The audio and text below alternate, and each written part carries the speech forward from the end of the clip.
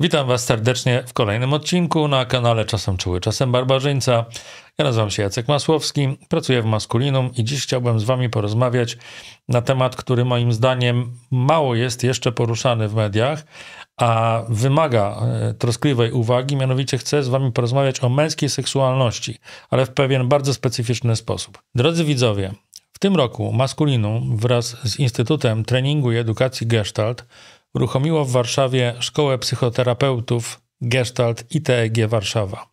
Jeżeli jesteście zainteresowani rozwojem zawodowym w tym kierunku, serdecznie zapraszam Was do zapoznania się z linkiem umieszczonym w komentarzu pod tym materiałem, gdzie będziecie mogli poznać szczegóły. Zapraszam. Zapraszam mojego gościa. Agato, możesz się przedstawić naszym słuchaczom? Witam serdecznie. Nazywam się Agata Stola. Jestem doktorą nauk społecznych, psychoterapeutką, seksuolożką, ale też socjolożką i specjalistką terapii seksuologicznej. Wiesz, ja bardzo się cieszę, że przyjęłaś moje zaproszenie, bo też mi bardzo zależało, żebyśmy tę rozmowę zrobili z kobietą. Dlaczego? Ponieważ po pierwsze mam taką percepcję, może tak to nazwę, że jakby męska świadomość, opowieść o niej albo jest bardzo zaniedbywana, albo jeżeli ona się pojawia, to najczęściej w kategoriach pokazywania, że ona jest problemem, ta męska seksualność. Dam ci przykład. Faceci myślą tylko o jednym, czyli jeden przykład tego, że ta ich seksualność jest jakimś potworem, który zarządza ich zachowaniami. Nie twierdzę, że takich osób nie ma, ale druga rzecz, myślę, że jeszcze bardziej brutalna, to jest taka, że kiedy myślisz sobie o mężczyźnie i o dziecku, szczególnie jeżeli to nie jest ojciec tego dziecka, no to się pojawia w wielu głowach od razu zagrożenie związane z tym, że ten mężczyzna tą swoją seksualność wykorzysta wobec tego dziecka w toksyczny sposób, mówiąc wprost. I to nie jest tak, że takie rzeczy się nie dzieją. Druga rzecz. Mężczyźni boją się kobiet. Ich seksualność, to męska, ona nie jest w stanie sprostać oczekiwaniom współczesnych kobiet. Trzecia, czwarta rzecz. Jak sobie tak rozmawiamy tutaj i nie tylko, no to jest cała masa różnych badań dotyczących kobiecej seksualności, różne orgazmy, jak pieścić, co się dzieje. A ja tymczasem mam cały czas takie wrażenie, że męska seksualność to jest albo problem, albo stereotyp. I właśnie dlatego chciałem trochę z tobą porozmawiać na ten temat. Po pierwsze, nie wiem, czy ty się w ogóle ze mną zgadzasz w odbiorze tego zjawiska. To znaczy, ja w ogóle bardzo empatyzuję z tymi trudnościami dotyczącymi męskiej seksualności, bo jest to też codzienna moja praca, żeby z tymi stereotypami walczyć. Właśnie czy to w terapiach par, czy to w terapiach indywidualnych, ale też jakby w takiej psychoedukacyjnej mojej działalności, którą się staram robić tak bardziej powszechnie.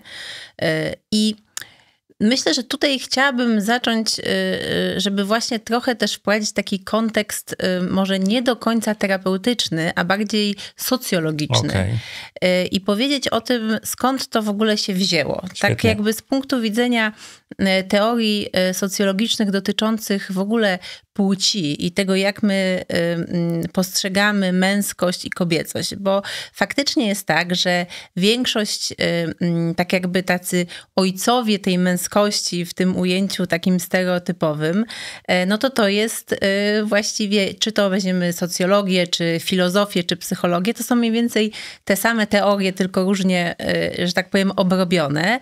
No i tam jest ten właśnie archetyp tej męskości jako czegoś takiego, co przede wszystkim wymaga siły, takiego przetrwania, wręcz jakby ryzykowania wszystkiego dla zachowania takiej rycerskości, tej męskości. No i niestety na tym nam się zbudował ten archetyp, tego też elementu seksualnego, typu, że właśnie w tym archetypie ten mężczyzna zawsze jest gotowy do seksu, zawsze jest tutaj w takim nastawieniu, że on jest w stanie spełnić oczekiwania, wytrwać i że to uwięzienie jakby w takim archetypie tej męskości, ono towarzyszyło i też jakby było wspierane takim kontrastem do kobiecości, która, też nie musimy to powiedzieć, gdzieś była troszeczkę niżej stawiana, jako właśnie ta jeszcze, powiedzmy, mamy histerię, tak? Czyli ta emocjonalność kobieca, że kobiety że one się rozklejają, że one reagują tak nieadekwatnie, a mężczyzna to jest taki właśnie cały czas zwarty, w zbroi, stabilny. No i to ci mężczyźni płacą za to cenę do dzisiaj, bo to jednak wciąż jest taki trend dominujący, mimo że mamy, zaraz powiem o tym, jak to się zmienia, ale że jednak ten, nie wiem, nieszczęsny Durkheim, który tutaj nam zbudował taki obraz męskości w socjologii na przykład, że to jakby się wciąż ma nieźle, bo łatwo jest czerpać ze stereotypu. To też pewnie dobrze sam obserwujesz w gabinecie. Także jak nie mam jakby jakiejś innej podpowiedzi, to czerpię z tego. No zresztą można sobie powiedzieć, że postrzeganie siebie w kontekście ja zawsze dam radę, jestem silny, jestem męski, jestem waleczny, to też jakby... To właściwie ja jestem męski, bo zawsze dam radę, zawsze jestem waleczny. To też jakby tak fasadowo zaprasza, ale potem jaka jest cena za to, żeby to jakoś w ogóle tą fasadę utrzymać, to wiemy dobrze z naszej pracy klinicznej. Natomiast to jest bycie w ciągłej presji po prostu. Cały czas. No i potem lata 80., już jakby koniec XX wieku, pojawia nam się jakby nowy pomysł na to, jak to opisywać, czyli taki mitopoetycki, czyli zaczynamy, i to też jest wciąż super aktualny temat, bo to wszystkie takie właśnie grupy coachingowe, takie szukanie archetypów, typu archetyp ojca, archetyp wodza, właśnie tam archetyp wojownika, czyli jakby trochę poetyckie opisanie tej historii męskości, czyli już nie tak za wszelką cenę, że tak powiem, tak w taki chłodny sposób, tylko teraz raczej szukamy takiego mitu męskości. No i w tym się też wielu mężczyzn jakoś dobrze osadza, bo jakby to taka jest romantyczna historia tej męskości, że tak jest w bardziej wrażliwy sposób opowiadamy. Dowartościowująca jest. Dowartościowuje, ale znowu presja wciąż tam jest, tylko ona jest już jakby opakowana trochę ładniej, tak? W taki sposób, że jestem tym wodzem, jestem tym ojcem, ale wciąż jakby to na moich barkach spoczywa ten cały ciężar. No i dochodzimy do takiego fajnego punktu, chociaż mężczyźni się go boją, bo on jest znowu właśnie zagrażający wobec tych fundamentów, które zostały zbudowane na tym archetypie silnego mężczyzny, plus jeszcze tego mitu o męskości, to socjologia podpowiada w tych swoich teoriach właśnie bardziej feministycznych, ale feministycznych nie w kontekście kobiet, tylko w ogóle takich bardziej opartych na teorii konstruowania społecznego, czyli początek XXI wieku, mamy taką podpowiedź, słuchajcie, może to jest trochę tak, że my jednak możemy skonstruować tego mężczyznę na nowo, że my możemy jakby wybrać to, co chcemy i zacząć to konstruować. Tylko, że żeby zacząć konstruować, to trzeba trochę zdekonstruować ten stary porządek. Tak. I to jest bardzo trudne, bo jak nie ma jeszcze tego przepisu na tą nową męskość, jak my sobie ją właśnie ułożymy z różnych elementów, czasem nawet tych, które stereotypowo były traktowane jako kobiece, ale mężczyźni chcą dzisiaj, tak jakby mężczyźni chcą też móc być otwarci na emocje, być... To jest anima po prostu. Tak, dokładnie. Która nie jest nowoczesnym wynalazkiem wcale. Dokładnie tak, dokładnie tak. No i mamy właśnie taką sytuację teraz, gdzie myślę, że też stąd właśnie ta rozmowa, te rozmowy, które się dzieją wokół tego kryzysu i cały czas o tej męskości rozmawiamy, że jak nie ma jeszcze tej jednej recepty, czegoś takiego, co byłoby sprawdzone, no to część mężczyzn odważniej w to wchodzi, tak? I próbuje budować siebie na nowo w taki sposób świadomy, gdzie ja jednak wybieram to, co mi pasuje jako osobie, a nie przez pryzmat tego, jaki powinien być mężczyzna, jakieś ramy. No ale część mężczyzn, którzy będą mieli więcej lęku, a pamiętajmy, że przy utrzymaniu takiej struktury męskości, to ten lęk jest najgorszy. On po prostu jest cały czas, jakby jest albo będę twardy, albo utonę w tym lęku, który jest za tą fasadą. Więc z lęku trzymam się starego porządku. No właśnie, a cenę... Lęku przed czym, wiesz? No, bo lęk, używam słowa lęk, tam nie ma podmiotu. Tak? Przed utratą. Przed utratą czego? Utratą tego statusu, który dawał nam ten stary porządek. Tak, tylko myślę, że warto jeszcze na ten status spojrzeć w określony sposób, bo można to słowo zrozumieć różnie. Na przykład, że to jest jakieś miejsce w hierarchii, a może też zrozumieć, że to jest jakiś rodzaj wartości albo też tożsamości. Myślę, że to jest wszystko, to są te wszystkie komponenty i to też nie ma się co dziwić, że ten lęk jest, no bo jeżeli że ta tożsamość jest zbudowana z pewnych wartości, które były przekazywane z pokolenia na pokolenie i ja bardzo jakby z jednej strony nadal kultura i społeczeństwo mówi mi, że ja muszę dowieść, że ja muszę dowieść kasę, ja muszę dowieść erekcję, ja muszę dowieść bezpieczeństwo, a z drugiej strony ja słyszę, że ja mogę tego nie dowieść i mogę sobie wybrać na przykład, że ja jednak nie chcę być głową rodziny, która będzie utrzymywać wszystkich i za wszelką cenę jakby, nie wiem, zarabiać tą kasę. Więc to jest sprzeczność. To jest sprzeczność, ale jeszcze, wiesz, to jest sprzeczność we mnie, na tym polu, które ja muszę sobie jakoś dodefiniować, rozważyć, nauczyć się, ale są też sprzeczne siły zewnętrzne, bo jedna część mnie namawia, hej, słuchaj, możesz się rozpiąć z tego gorsetu już, możesz sobie pozwolić na słabość, a druga mówi, nie, absolutnie nie, jesteś niemęski. Dokładnie i to jest tak, że to mówi mi z wnętrza ta zinternalizowana część, która jest tak właśnie wypływa z tego esencjonalizmu, takiego myślenia, że mężczyzna to biologicznie jest silny, co jest jakby, no to jest już jakby wiemy, że to tak nie jest. To nie jest, że biologicznie mężczyzna jest silny, bo jest mężczyzną. Być może chodzi bardziej o takie proste przełożenie jego siły fizycznej, która statystycznie rzecz ujmując, no jest trochę większa niż u kobiet. Dokładnie, ale też czy siła jest mierzona tylko siłą fizyczną? Absolutnie wiemy, no właśnie. Że nie, że tak nie jest. I też no z jednej strony jest to właśnie to utrzymanie tej siły za wszelką cenę. Jak ja ją utracę, jak ja powiem, że ja mam słabość, to znaczy, że ja tracę moją tożsamość jako mężczyzna. Tak, dokładnie tak się dzieje. Ale wróćmy, słuchaj, do seksualności samej i tej opresji, która się z nią jakoś bardzo silnie kojarzy, że seksualność męska to jest problem. Trochę już sobie powiedzieliśmy, że z jednej strony w tej seksualności męskiej jest przymus bycia w ciągłej gotowości. No właśnie. W ciągłej sprawności, przepraszam. A z drugiej strony jest postrzegana często jako zagrażająca. Także albo prosta.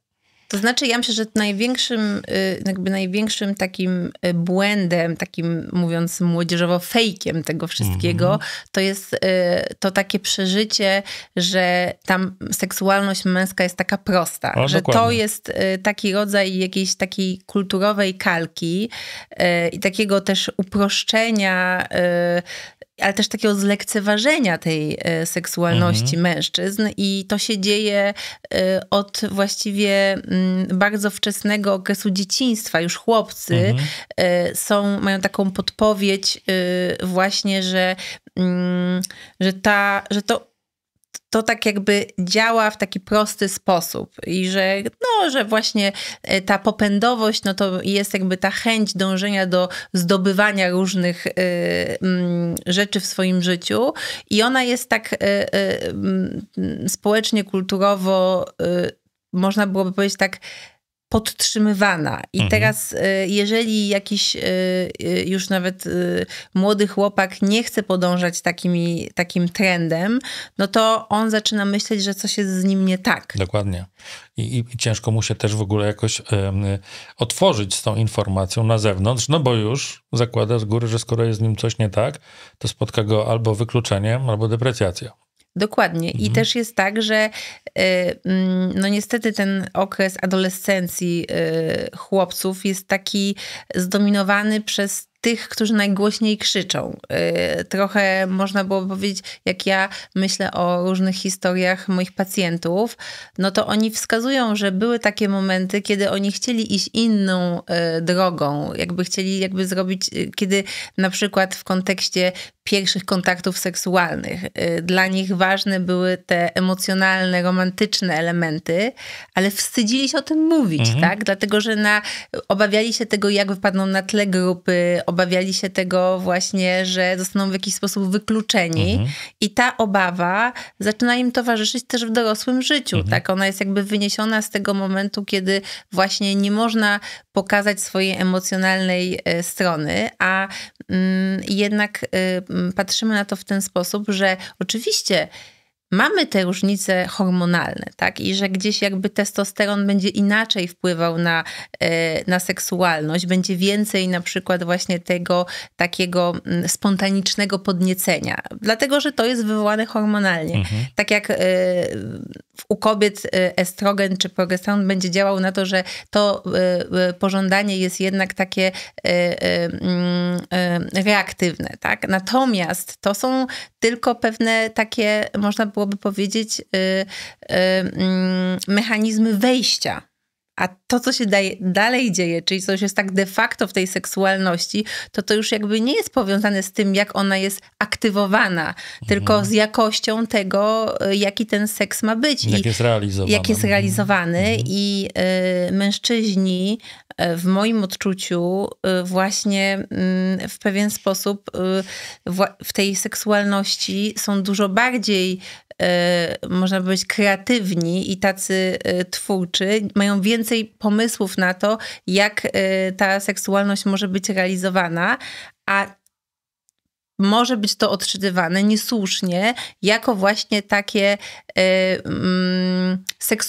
zbyt nadmierne seksualizowanie na przykład relacji. Seksualność priorytetem w relacji. Tak. I że umówmy się, że do instytutów seksuologicznych na przykład kobiety najczęściej przychodzą z takim problemem, że one nie mają pomysłu na swoją seksualność, tak?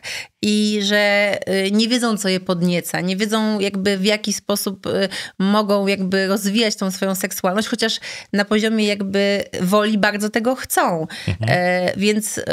Więc mam takie wrażenie, że jest pewna taka afirmacja i takie pozytywne myślenie o tej seksualności, o tej różnicy daje ogromny potencjał relacyjny do tego, żeby właśnie skorzystać z tego, że jeżeli mężczyźni dzięki pewnym uwarunkowaniom związanym z biologią i z tymi hormonami, oni mają więcej tej spontaniczności i bardziej patrzą, bardziej na nich działają te elementy takich bezpośrednich bodźców, czy to wzrokowych, że to tak jest skonstruowane, że kobiety też mogą z tego czerpać. Natomiast chodzi o to, że ten stereotyp, że mężczyźni myślą tylko o seksie i ten seks jest najważniejszy, no to on to blokuje, odcina. To jest niezrozumienie tego, że to jest o pewnym wejściu, o tej reakcji z pierwszego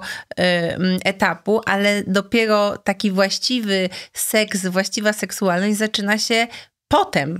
Pod to wszystko, co się dzieje dalej. Bo tam później jest jednak człowiek konkretny, który ma swoją osobowość, swoje pragnienia, emocje, wrażliwość, a nie jest po prostu penisem, a właściwie Dokładnie. dodatkiem do penisa, można by to tak trochę sparafrazować. Dlaczego warto przestać mówić ciągle o męskiej seksualności jako o problemie i warto zacząć myśleć, że to jest jednak wartość, że to jest coś ważnego i ma znacznie szersze spektrum niż tylko te 3 czy 4 przymiotniki, które w tej chwili wymieniłem. Znaczy ja myślę, że przede wszystkim, jeżeli będziemy kontynuować taką problemową narrację i podtrzymywać takie myślenie o tym, że ta seksualność i to, że ci mężczyźni inicjują, że jakby jakoś, no bo ja mam takie poczucie, może to będzie jakieś kontrowersyjne, co teraz powiem, ale że jednak no mężczyźni oni walczą o ten seks w relacjach, tak, że gdzieś to nawet... Co znaczy, że walczą? No w takim sensie, że w dzisiejszym, w dzisiejszych realiach takich relacyjnych, mówię oczywiście od razu o osobach, które przychodzą na terapię, więc to też jest jakaś pewna określona grupa, ale mówię o doświadczeniu instytutu, w którym pracuję, że mężczyźni dzięki temu, że właśnie mają taką w tej pierwszej fazie, można powiedzieć, większą ochotę na ten seks, to, że oni zgłaszają to jako temat do terapii. Także chcą jakoś pracować nad relacją tak, żeby ten seks nie wypadł z listy. I to też chroni kobiety, bo kobietom też seks w relacji jest potrzebny. No tylko, właśnie, że... Powiedziałeś, że mężczyźni mają większą ochotę, a ja właśnie zacząłem myśleć, przepraszam, że ci wchodzę w słowo, ale nie chciałem, żeby to umknęło, czy mają większą ochotę, czy kobiety mają mniejszą możliwość kontaktowania się z tą potrzebą? No więc dlatego właśnie chodzi o to, że ochota, mam takie poczucie, że rola seksu w życiu kobiety czy mężczyzny jest taka sama. Znaczy w sensie ten seks jest potrzebny i on jak jest dobrej jakości za zgodą obu stron, to on wnosi tyle samo dobrego w życiu i kobiety i mężczyzny.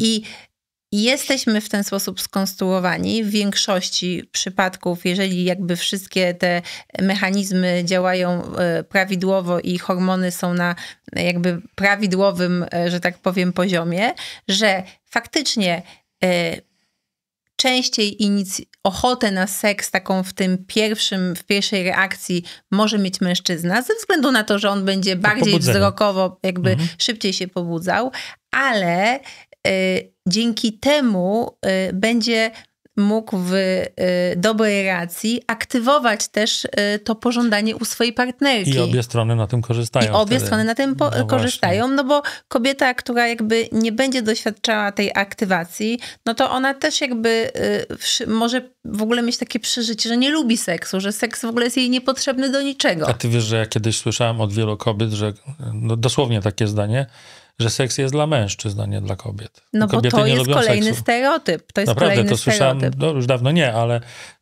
no mam już parę lat i mogę powiedzieć, że przez ponad połowę życia ten stereotyp mi towarzyszył i nawet wywoływał we mnie coś w rodzaju poczucia winy. Że jak już jest ten seks, to on jest dla mnie, a nie dla niej, że ona się jakoś poświęca, wiesz, takie rzeczy. I wiem, że u wielu mężczyzn ten stereotyp dalej funkcjonuje. No tak, tylko że ja sobie myślę, że jeszcze trzeba powiedzieć o czymś, co już od jakiegoś czasu pojawia się w gabinetach. Już świętej pamięci profesor Starowicz o tym pisał w swojej książce o mężczyznach i o kobietach razem z Krysią Romanowską, że jednak też mamy coraz więcej par, które przychodzą, gdzie to mężczyzna odmawia seksu. No i jak to czytacie? No ja myślę, że to jest taka sytuacja, że ona...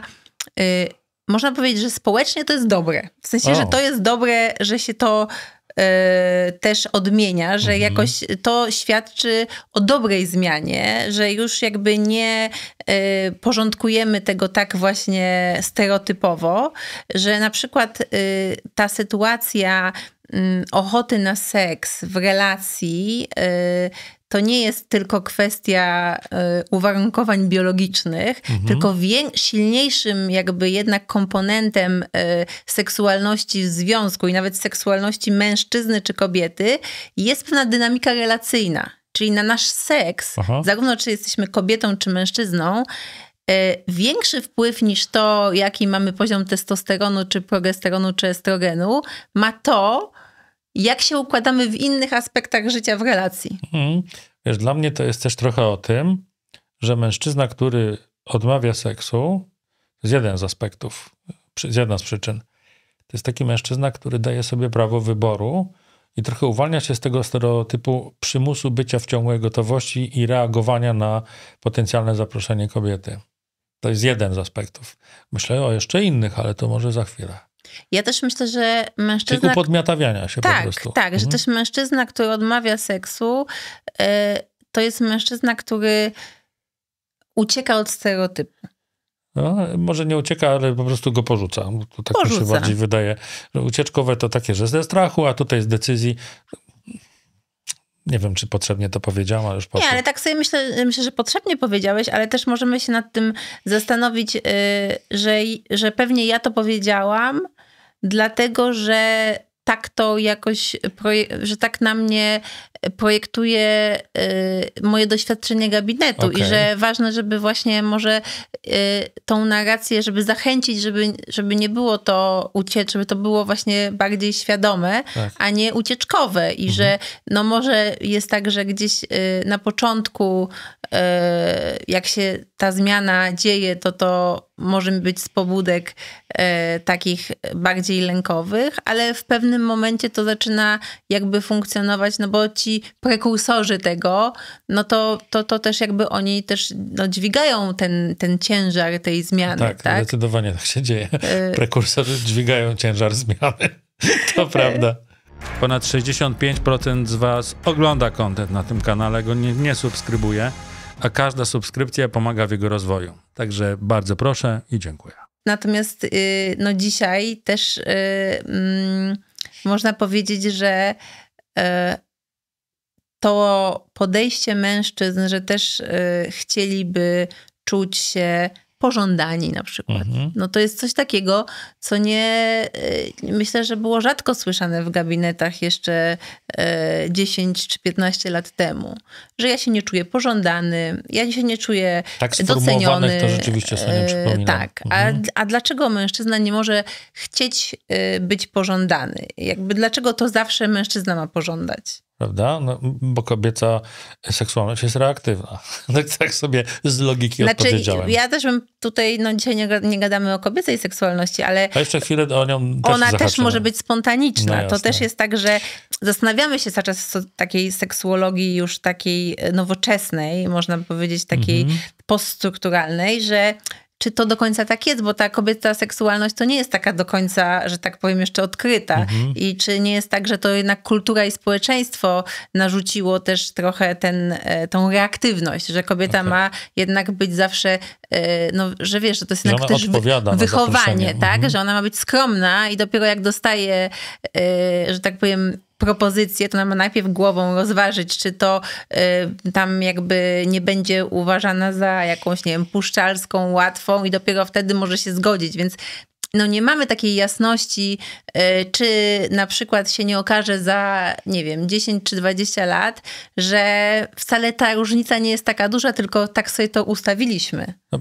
pytanie jest takie, czy to się teraz nie dzieje, bo wiesz, bardzo często mężczyźni, szczególnie młodzi, no mówią wprost o tym, że ta kobieca seksualność to się, ja zacytuję trochę, zerwała ze smyczy. Że mamy te Sean Patrole i tak dalej teraz, które się pojawiły, że ona w ogóle jest w drugą stronę, że to kobiety polują seksualnie na mężczyzn i tam się pojawia cała retoryka za tym, której tutaj już nie będę przytaczał. Być może to się właśnie teraz dzieje na naszych oczach. No myślę, że to jest nieuniknione, żeby to... Że dążymy do jakiegoś balansu, tak? Gdzie nas to zaprowadzi, tego nie wiemy. Natomiast na pewno jest tak, że kobieca przyjemność stała się podmiotem. I gdzieś nie mieliśmy wcześniej w ogóle w latach, w XX wieku nawet można powiedzieć, to nie jest jakoś odległą perspektywą, no to była taka walka o tą przyjemność. Tak? Bo powiedzmy to od razu, że jakby właśnie seks i przyjemność dla mężczyzny to było równanie. Tak.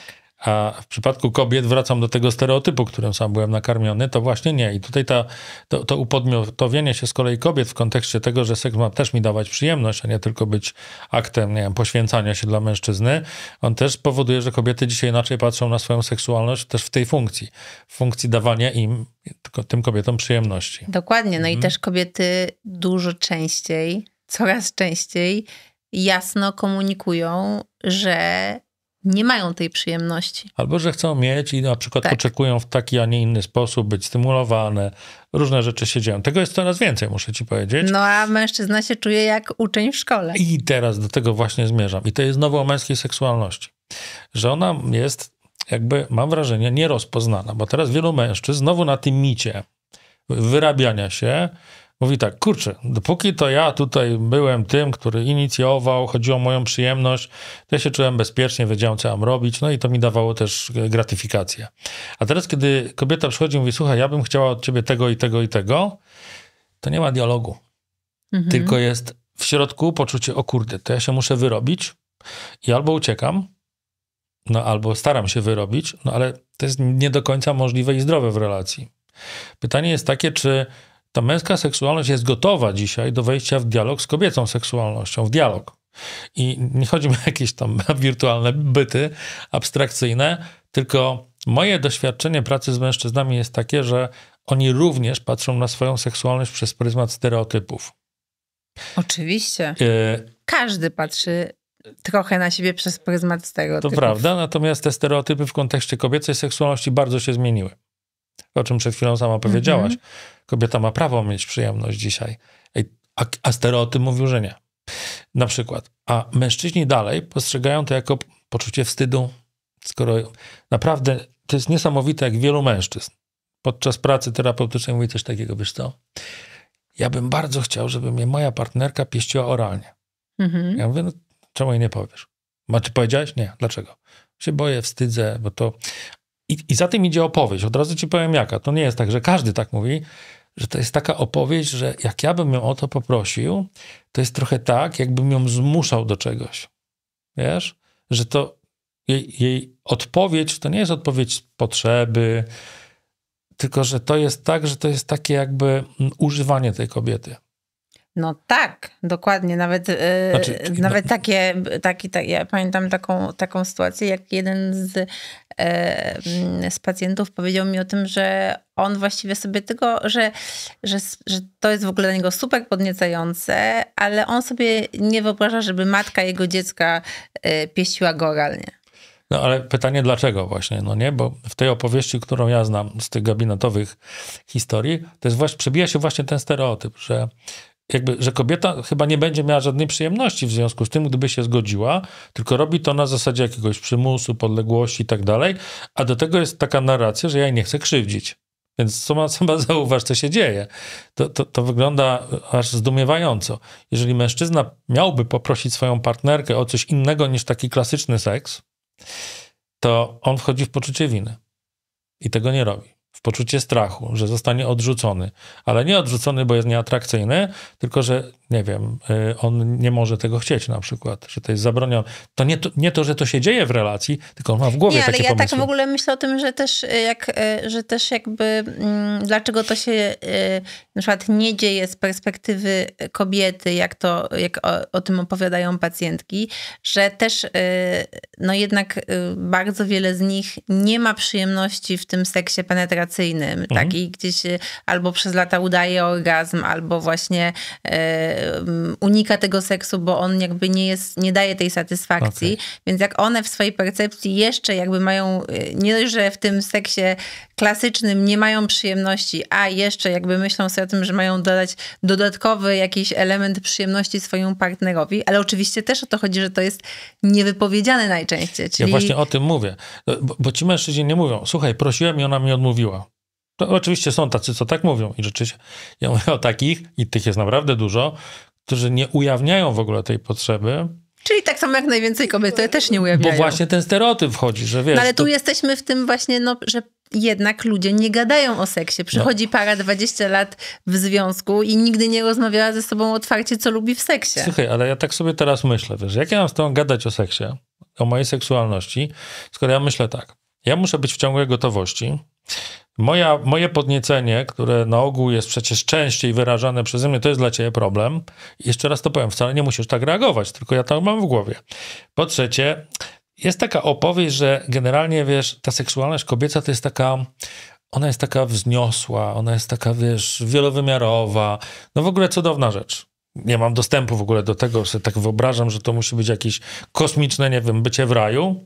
No, moja to taka prostota, wiesz, no, tu erekcja, zabawa, ruch posuwisto-zwrotny, mam wytrys po temacie, okej? No to siłą rzeczy, jeszcze jak ona mi powie do tego, że ona by chciała mieć jeszcze orgazm, czy ze 2, to ja sobie myślę, Boże, kochany, to jest w ogóle... To może jednak lepiej pogno. To może w ogóle przestajmy się tym zajmować. Wiesz o co mi chodzi? Tak. Że ta męska seksualność, jest jej się trudno dzisiaj spotkać w dialogu z kobiecą seksualnością. Celowo tak to nazywam, ponieważ trochę bazy mi brakuje do tej. Poza moim własnym osobistym doświadczeniem, które na dodatek jest również kierowane stereotypami, o czym powiedzieliśmy sobie przed chwilą. To jak ja mam w tym dialogu wejść? No dokładnie. Wyobraź sobie, że naprawdę wielu mężczyzn, i kolejny stereotyp, że wytrysk i orgazm to jest to samo. A przecież wiemy, że nie jest to samo. Oczywiście, że na ogół większość mężczyzn rzeczywiście wytrysk i orgazm przeżywa w bardzo krótkim odstępie czasu, ale to nie jest to samo.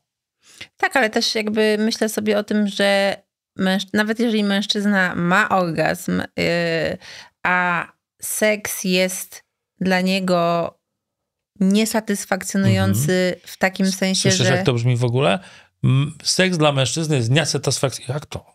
No ja wiem. Większość ludzi mówi, ale co ty mówisz w ogóle? Jak to niesatysfakcjonujący? Jak może być seks dla mężczyzny niesatysfakcjonujący? Oczywiście ja znowu uderzam w stereotypy. Tak. Nie? Popatrz, jak mało się o tym mówi. Dokładnie. I to jest jakby szokujące dla opinii publicznej, czy jak my jako terapeuci, seksuolodzy o tym mówimy w jakichś wywiadach czy podcastach.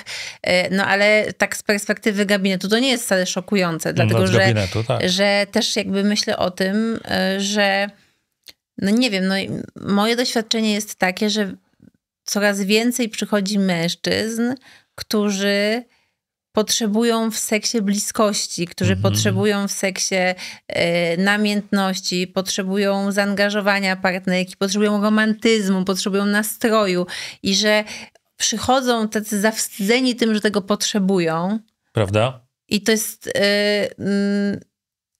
dla mnie też jakby w jakiś sposób wyzwalające, żeby móc pracować nad tym, żeby się tego nie wstydzić, że to jest jakby nic nie ma lepszego niż jakby dbanie o to, żeby właśnie ten seks swój wzbogacać, a mężczyzna stereotypowo będzie myślał, że jeżeli on potrzebuje nastroju i jakiegoś romantycznego wejścia w sytuację seksualną, to już jakoś jest ujma na honorze jego męskości. I właśnie dlatego cię zaprosiłem do tej rozmowy, słuchaj, ponieważ mam poczucie, że o ile w ogóle, coraz więcej się mówi o funkcji seksu w życiu mężczyzny może, ale mam absolutne przekonanie, że o seksualności męskiej albo się nie mówi wcale, albo się mówi źle. I chciałbym bardzo to zacząć trochę zmieniać. I kiedy mówisz teraz o tym, że przychodzą mężczyźni do gabinetu i oni pokazują znacznie szersze spektrum swoich potrzeb w obszarze swojej seksualności, to fajnie, żeby to głośno wybrzmiało. Ja dorzucę ze swojego podwórka, że mam dokładnie takie same obserwacje. I co ciekawe, nie są związane z wiekiem mężczyzny. Że znam mężczyzn, wiesz, gabinet w moim przypadku to nie jest takie pole zbyt szerokie, no bo ktoś wchodzi w proces terapeutyczny, to on w tym gabinecie tam się pojawia przez 2-3 lata. A też nie jest tak, że ta populacja, która do mnie przychodzi, to jest 200 osób tygodniowo. Jasne. Ale prowadzimy masę warsztatów. I to już jest zupełnie inna historia. Prowadzimy męskie kręgi, gdzie właśnie mężczyźni się otwierają. Okazuje się, że coraz więcej mężczyzn, również młodych, mówi coś takiego, że dla nich seks była taka faza najczęściej, rzeczywiście wielu mężczyzn, powiedziałbym, to była taka faza redukcji napięcia poprzez seks. Ale większość tych mężczyzn, którzy się wypowiadają w tej sprawie, co nie oznacza, że większość mężczyzn w ogóle, dokładnie nazywa to w ten sposób, że oni oczekują bliskości, że oni potrzebują relacji, która jest dla nich bezpieczna, że oni potrzebują przytulenia, że oni potrzebują rozmowy. I to jest kompletnie w kontrze do stereotypu, który pokazuje, że męska seksualność jest super uproszczona. Wydaje mi się, że to właśnie trzeba zacząć o tym głośniej mówić, po to, żeby mężczyźni właśnie nie musieli się wstydzić. Tak, I żeby mogli wejść w dialog ze swoimi partnerkami, bo mają prawo po prostu. Tak, i też myślę, że znowu odwołam się tutaj na koniec pewnie już, bo super się rozmawia, ale też jakby musimy mieć jakieś wnioski z tej naszej rozmowy, konkretne dla naszych też tutaj słuchających osób, więc trochę pomysłem, co na to mówi socjologia. Okej. Bo to jest bardzo ciekawe. Jakby podpowiada coś takiego już w takich najnowszych teoriach swoich, że nie ma jednej narracji. Znaczy, że fajnie by było, żeby nie było jednej narracji. Tak, ale że nie ma jednej narracji w sensie takim, że my Trafnie możemy tą naszą opisuje. seksualność opowiadać jakby, że pewien pluralizm w seksualności jest istotą też tego, żeby być spełnioną osobą w kontekście naszego życia, ale też naszej seksualności. I ja bardzo lubię wszystkie teorie Judith Butler na temat właśnie performatywnego podchodzenia do seksualności. A po polsku? Czyli chodzi o to, że robimy performance, czyli jakby mamy różnego rodzaju konwencje, którymi się bawimy w naszej seksualności. Jasne. Czyli trochę jest, i ja do tego zachęcam, tak pracuję też z parami seksuologicznie, do tego, żeby bawić się konwencją, czyli że jakby dla na co mnie... się umawiamy, możemy zmieniać to, Dokładnie. poszukiwać, eksperymentować I w tym że sensie. jesteśmy, no wiesz, wyobraź, no, jakby mamy różne momenty w swoim życiu. Czasami jesteśmy na szczycie, idzie nam kariera, wszystko jakby po prostu płynie tak, jakbyśmy chcieli, a czasami jest nam jakby po prostu pod górkę, użeramy się z 1000 spraw. I to będzie miało wpływ na nasz seks, niezależnie od płci. Czyli czasami będziemy potrzebować w seksie więcej dominacji, a czasami będziemy potrzebować w seksie więcej czułości i romantyzmu. To nie jest tak, że jak sobie zaklepiemy, że ja to i to, a ty to i to tak przez całe nasze życie relacyjne będzie wyglądało. Zdecydowanie. Więc dla mnie wyzwalające i otwierające tą seksualność męską i kobiecą również jest to, żeby nie osadzać się w jednej narracji na temat seksualności, czyli żeby wyjść z tych tak jakby przekonania dotyczącego seksu penetracyjnego, że seks to właśnie tylko jak jest penetracja, albo że właśnie mężczyzna to zawsze lubi dominować. Żeby popróbujmy tego. To jest, może być tak, że będzie to super właśnie nasz scenariusz seksualny, że ty jesteś dominującym, silnym facetem w zbroi, a ja jestem uległą kobietą, ale spróbujmy też odwrotnie. Zobaczymy, bądźmy otwarci na różnego rodzaju pomysły w tej seksualności, bo to jest jedyna droga do tego, żeby znaleźć ten swój scenariusz. I tylko tu jest dialog potrzebny. Jest bo potrzebny. inaczej nie ma możliwości, wiesz, jak mam zakneblowane usta, bo się wstydzę, bo się boję, bo sobie wyobrażam, że to nie męskie, nie ma w ogóle możliwości, żeby to się zadziało i to obumiera po prostu. Zobacz, zresztą jak w wielu parach ten seks naturalnie, z biegiem czasu obumiera. Ale mam jeszcze jedno do ciebie pytanie. Mam wiele, ale to na pewno ci zadam teraz to pytanie. Konwencja mówisz. To jaka jest ta męska seksualność? Czy ja mam odpowiedź na to pytanie? Tak, poproszę cię. Na podstawie swoich doświadczeń, oczywiście jak masz ochotę wyrazić też swoją prywatną opinię, to cię zapraszam, ale pracujesz też, jesteś i socjologiem i też pracujesz jako seksuolog, czy seksuolożka. Jaka jest ta męska seksualność? Tak poza stereotypami, tak z doświadczenia. Myślę, że ja bym powiedziała jeżeli miałabym się wypowiedzieć tak bardziej generalnie, to myślę, że jest bardzo skontrolowana. Skontrolowana, okej.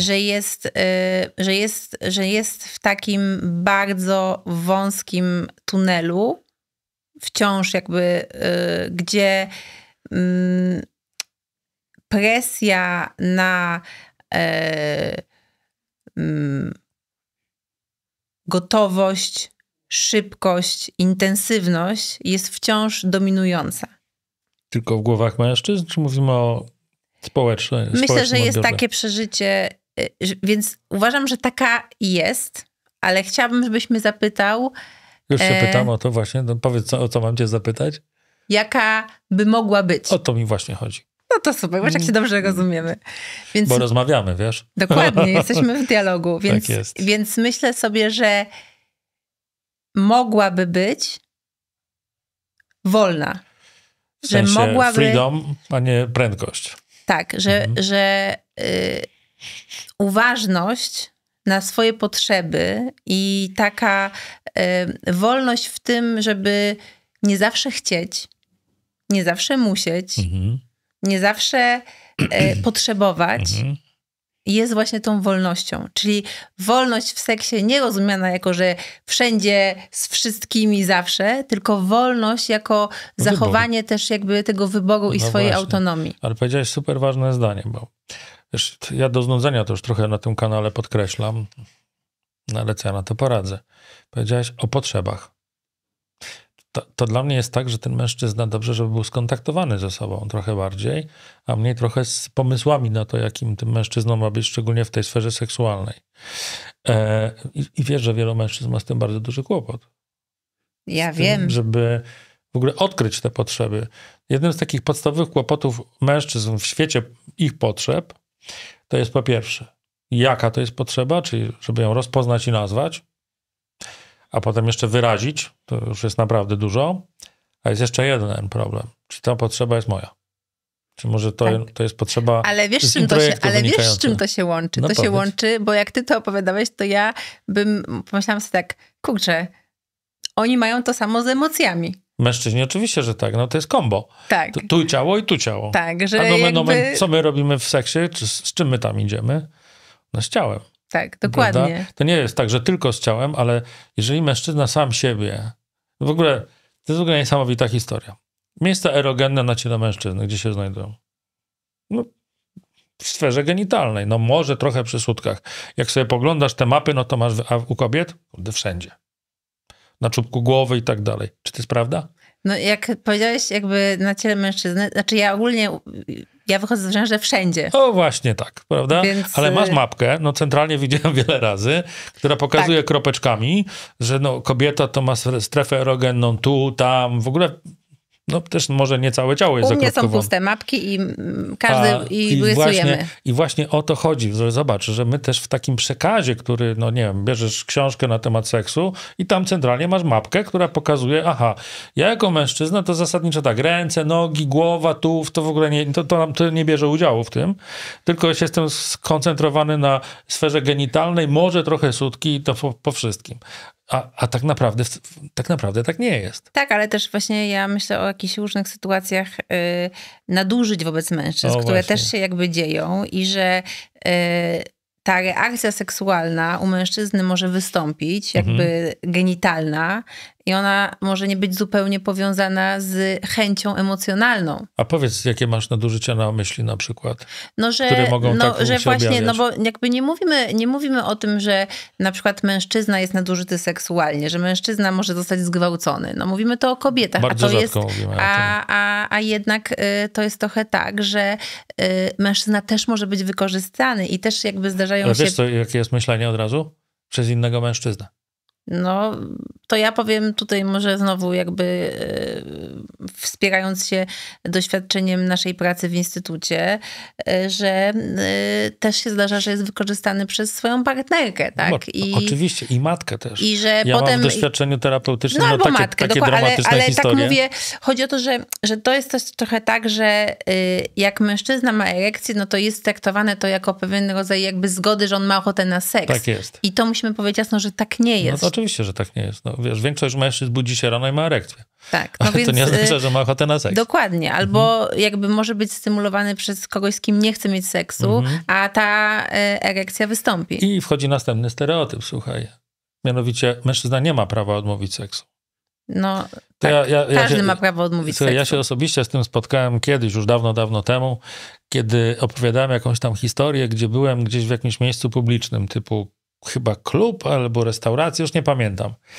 I rzeczywiście, tak, to był klub, to była impreza firmowa, teraz sobie przypomniałem. I jakaś kobieta tam wysyłała do mnie takie, no, bardzo jednoznaczne sygnały zapraszające do tego, żeby trochę inaczej ta relacja się tam kształtowała. No i ja jej odmówiłem. I potem podzieliłem się tym w pewnej grupie, gdzie się uczyłem psychoterapii, głównie kobiecej. Wiesz, jaka była... Nie każda kobieta to powiedziała, wiele wyraziło uznanie, ale najgłośniejsze były te kobiety, które mówią, ty, co cię za facet w ogóle? Co to za facet, co odmawia kobiecie, która chce? Noż kurde, blade. Byłem tak wściekły na tą narrację.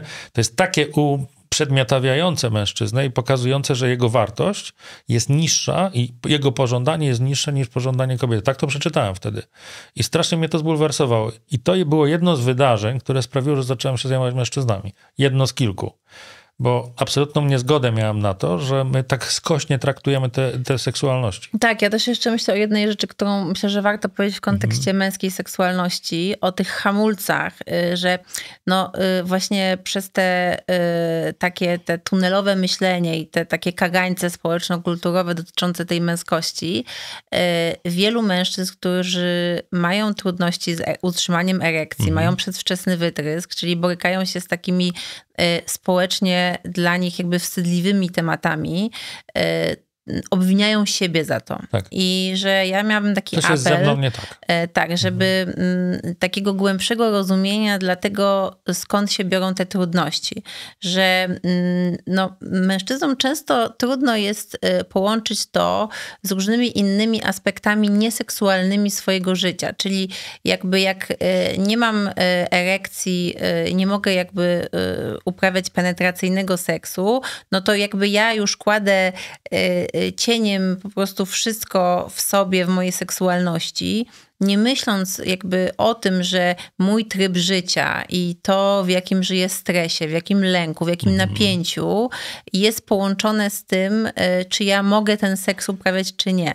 No, my musimy patrzeć na siebie holistycznie. Dokładnie. To nie jest tak, że mój penis jest jakąś osobną częścią mojego ciała, która ma osobne zasilanie, o czym to tutaj już niejednokrotnie rozmawialiśmy, tylko ja jestem całością. I to znaczy, że moje ciało i moja psychika są sprzężone. Wiesz, samo poczucie bezpieczeństwa w relacji już wpływa na to, czy ja tą erekcję będę miał, czy nie i czy ją utrzymam, czy nie. Bo jak sobie zacznę wyobrażać, że moja partnerka oczekuje czegoś, czego ja nie będę mógł spełnić, to ja jakby na starcie mogę się całkowicie pozbawić możliwości wejścia w tą relację. Dokładnie, ale też czasami po prostu trzeba zaakceptować, że mam trudny moment w życiu, Oczywiście. Że mam bardzo duży stres w pracy, coś mnie bardzo jakby, nie wiem, sfrustrowało, przeżyłem jakąś stratę w swoim życiu i to będzie okres, kiedy ta ochota na seks, to moje libido się może wygasić i to nie definiuje mnie jako mężczyznę. Agato, do jednego stereotypu już się odnieśliśmy bardzo mocno a propos tego przymusu bycia w permanentnej gotowości i sprawności, ale do jeszcze jednego chcę się z tą odnieść. Czy męska seksualność rzeczywiście jest prosta?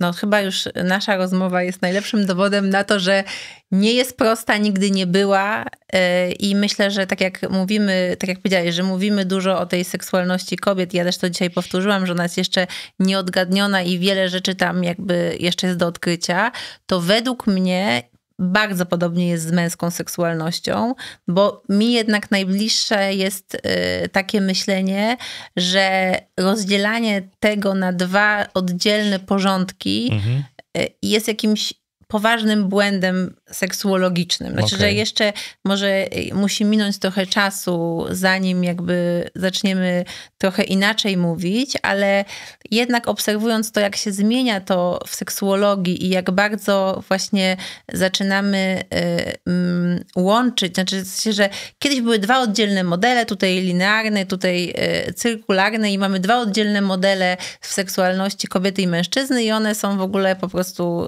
że tak powiem, na dwóch biegunach. Obowiązujące i tak. No dzisiaj już wielu seksuologów towarzystwa nie są takie czarno-białe. A tak? jak to teraz jednak myślimy o tym, że no mężczyzna też może cyrkularnie przeżywać swoje podniecenie. Tak? Tak jak jest jak w tym modelu kobiecym, jest tak, że kobieta to właśnie na nią może wpłynąć wiele różnych czynników, które wywołują u niej podniecenie i pożądanie. I wielu seksuologów, ja się też do nich zaliczam, patrzy dzisiaj podobnie na mężczyzn. Także, a co znaczy ta cyrkularność w przypadku mężczyzn? Czyli, że na przykład właśnie nie jest tak, że podniecić mężczyznę może tylko jakby stricte bodziec taki związany z seksualnym aspektem. Jasne. Czyli właśnie, nie wiem, czy jakiś element ciała kobiecego czy męskiego, bo oczywiście mówimy o różnych tożsamościach też seksualnych, czy fragment jakiegoś filmu, że też jakby właśnie podniecająca może być bliskość, może być bezpieczeństwo, że nie jakby to, co jest jeszcze cały czas jakby w tym obszarze rozwoju, to jest to, że każdy mężczyzna inny scenariusz. Jasne. Czyli my mówimy już bardziej nie o męskiej seksualności jako takiej, chociaż są pewne obszary, które są typowe dla większości mężczyzn, ale o męskiej seksualności Jacka, Tomka i tak dalej, i tak dalej. Dokładnie. Jeszcze mam jedno pytanie do ciebie związane z tą, powiedziałeś te dwa odrębne modele, bo ja mam takie poczucie w naszej rozmowie, że męska seksualność właściwie nie ma sensu bez relacji z kobiecą seksualnością i na odwrót.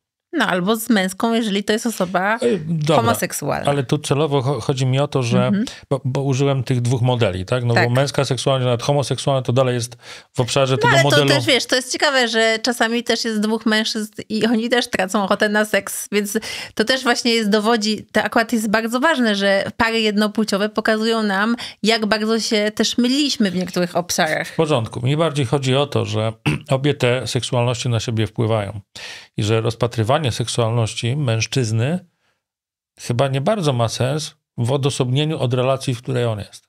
Oczywiście. O to mi chodzi, wiesz?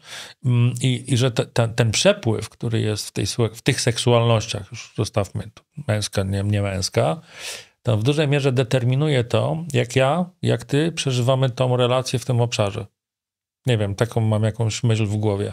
Znaczy ja myślę, że jeżeli jesteśmy w relacji, jeżeli mężczyzna jest w relacji, to jego seksualność będzie też w pewien sposób rozwijała się z rozwojem tej relacji. Mhm.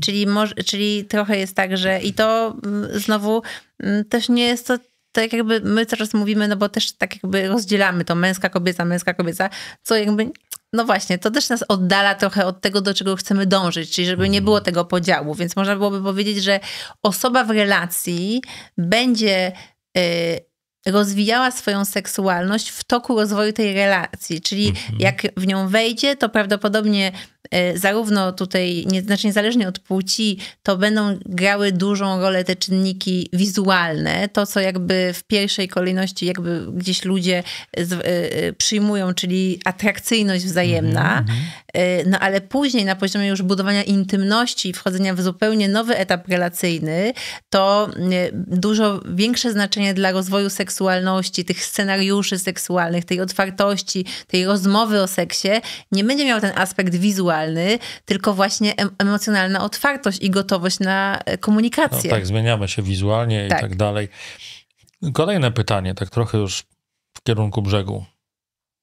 To męska seksualność to jest problem czy wartość? Wartość. A dlaczego?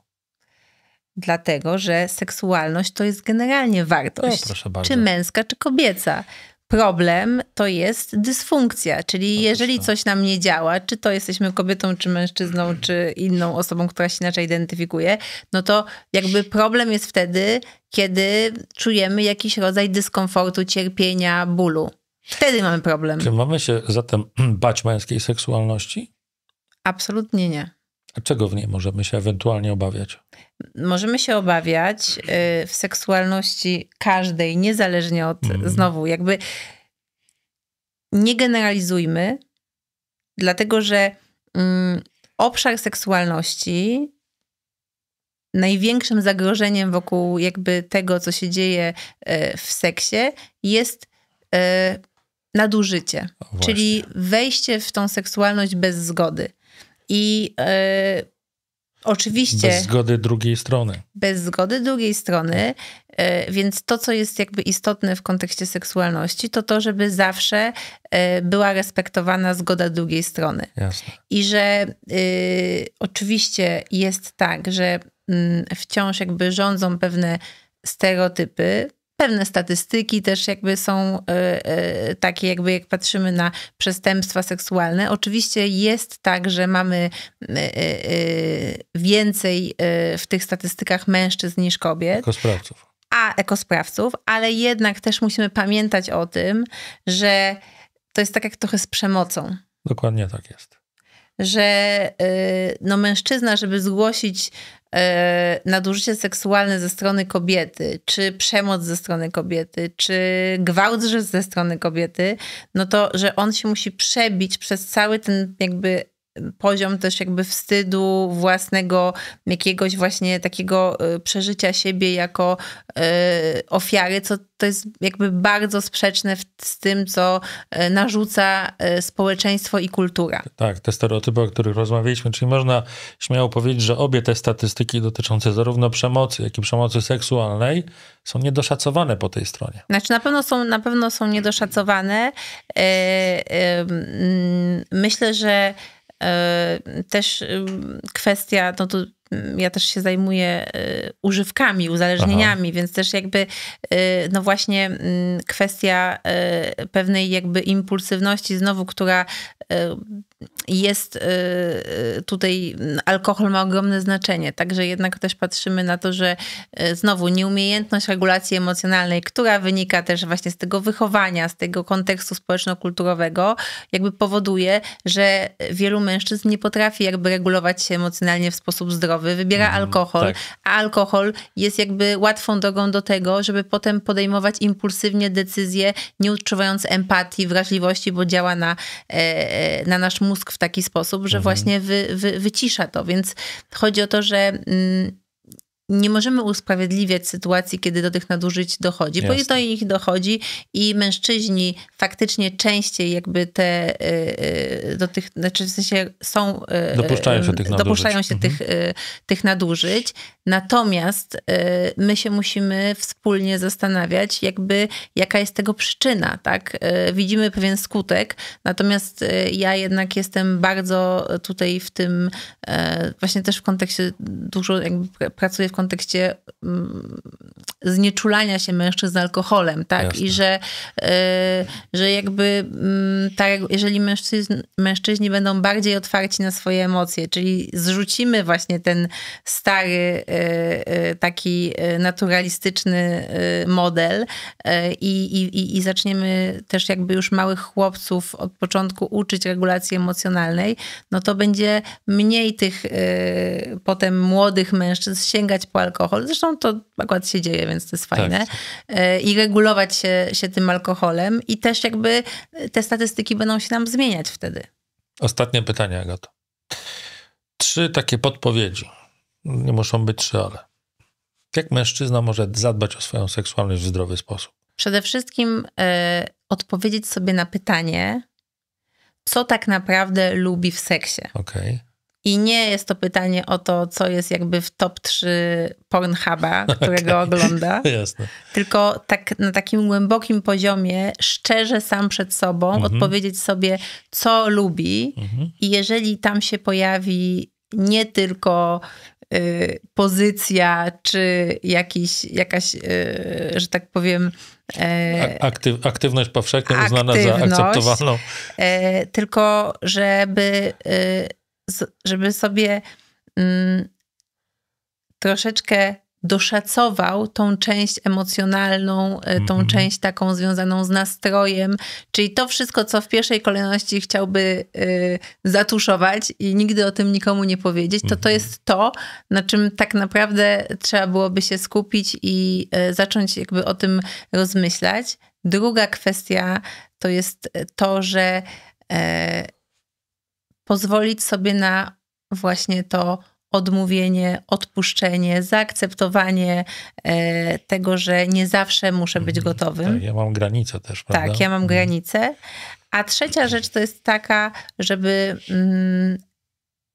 nie obawiać się swojej emocjonalności w życiu seksualnym. Ona nie jest przeszkodą, bo często... Czyli tego właśnie... Przeżywania, wyrażania tego otwarcia się na to, że seks nie jest tylko o dowożeniu, ale jest o przeżywaniu. Otóż to. Fajnie. Bardzo serdecznie ci dziękuję za spotkanie. Dziękuję bardzo. Dla mnie bomba. Wam dziękuję za to, że posłuchaliście tego. Zapraszam was do tego, żeście w komentarzach wyrazili to, co was poruszyło w tej rozmowie. Wszystkiego dobrego. Do widzenia. Dziękuję.